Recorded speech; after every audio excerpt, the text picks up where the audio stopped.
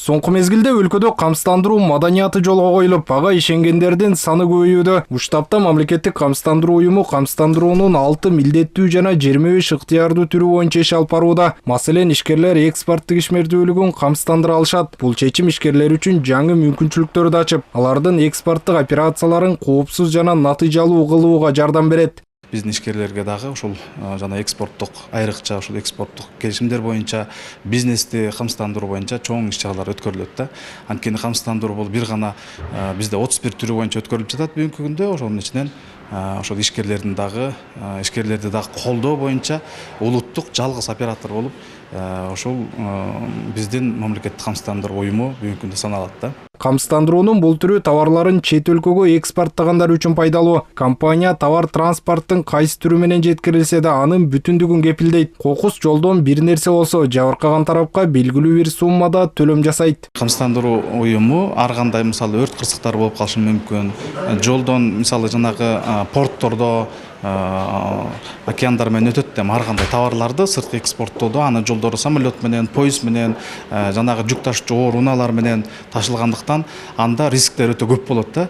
Ошондуктан ошол рисктердин баардыгын ошол камсыздандыруу милдетин биздин уюм алат. Камсыздандыруу уюмунун ыктыярдуу кызматын айрымдар гана колдонсо, унааларды жана турак жайды камсыздандыруу милдеттүү түрдө ишке ашат. Ал эми мамлекеттик компания соңку 3 ай ичинде эле жабыркаган тараптарга 10 миллион сомдон ашык төлөм жасады. Турак жайга келтирилген чыгымдарды эсептөөнүн өзүнүн нормалары жана нормативдери өкмөт аркылуу бекитилип берилген жана ошол методика аркылуу табигый кырсыктардан турак жайга келтирилген чыгымдар ошо методикага жараша эсептелинип жана келтирилген чыгым төлөнүп берилет. Бир автоунаага же бир мүлккө болобу 150 миңден башталат жана бир адамдын өмүрүнө 300 миңге чейин төлөм төлөнүп берилет. Соңку 30 жылда камсыздандыруу тармагына мамлекеттен дээрлик колдоо болгон эмес. Акыркы жылдары гана бул тармак колго алынып, жарандардын жана алардын мүлкүнүн корголушун камсыз кылууга өзгөчө маани берилүүдө. Бул тууралуу президент Садыр Жапаров былтыр өз сөзүндө айткан.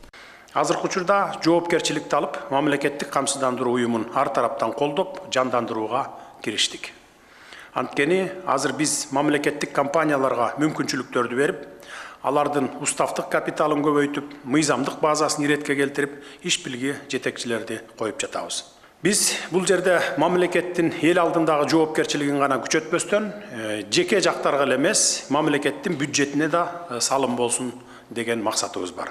Эске салсак, өткөн жылы мамлекеттик камсыздандыруу уюмунун уставдык капиталы 394 миллион сомдон 994 миллион сомго чейин көбөйгөн. Ал эми быйыл бул сумма 1 миллиард 144 миллион сомдон ашты. Аны менен катар мүлкүн камсыздандырган жарандардын саны да көбөйдү.